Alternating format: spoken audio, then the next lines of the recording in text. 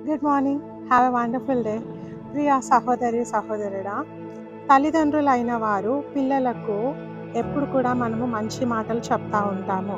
అయితే చాలా సార్లు తల్లిదండ్రులు ఏం చేస్తారంటే, మేము చెప్పింది మీరు వినాలి అంటారు కానీ, పిల్లలు చెప్పింది ఎప్పుడు కూడా రిసీవ్ చేసుకోరు. చాలా కొద్ది మంది పేరెంట్స్ పిల్లలు చెప్పింది వింటా ఉంటారు. పిల్లల మనోభావాలను అండర్‌స్టాండ్ చేసుకుంటారు.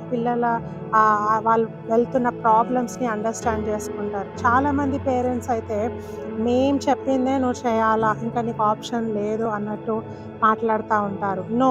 ప్రియ సహోదరి, సహోదరుడా, మనము తల్లిదండ్రులుగా పిల్లలకు బోధించాలి.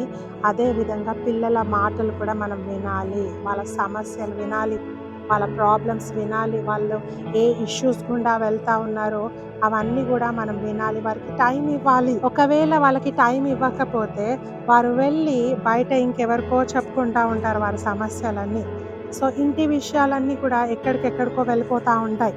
తెలవని మనుషులకు వెళ్ళిపోతా ఉంటాయి. కాబట్టి మనం పేరెంట్స్‌గా పిల్లలకు టైం ఇవ్వాలా, వాళ్ళతో కూర్చోవాలా, వాళ్ళతో మాట్లాడాలా, దేవుని మాటలు వారికి నేర్పించాలా. వాక్యం సెలవిస్తా ఉంది ద్వితీయోపదేశ కాండము 6, 7.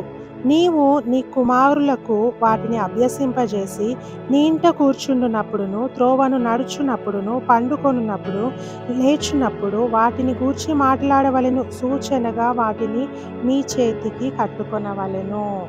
పిల్లలతో దేవుని మాటలు మనం మాట్లాడాలి. కూర్చున్నప్పుడు, పడుకున్నప్పుడు ఎప్పుడూ దేవుని మాటలు వారికి బోధిస్తూ ఉండాలి, చెప్తూ ఉండాలి. నాన్న, ఈ విధంగా జీవిస్తే దేవుడు నిన్ను ఆశీర్వదిస్తాడు. ఈ విధంగా మాట్లాడితే దేవుడు నిన్ను బ్లెస్ చేస్తాడు. దేవుని పనుల్లో నువ్వు యాక్టివ్‌గా ఉంటే దేవుడు నిన్ను ఆశీర్వదిస్తాడు అని దేవుని మాటలు వారికి బోధించాలి. కొన్ని ఫ్యామిలీస్‌లో ఎప్పుడు మౌనంగా ఉంటారు. పేరెంట్స్ మౌనంగా ఉంటారు. పిల్లలు మౌనంగా ఉంటారు. నో. వారికి మనము మాట్లాడాలా, నేర్పించాలా, దేవునిలో వారిని బలపరచాలా. అప్పుడు దేవుడు మన బిడ్డలను బాహుగా దీవించి ఆశీర్వదిస్తాడు. God bless you.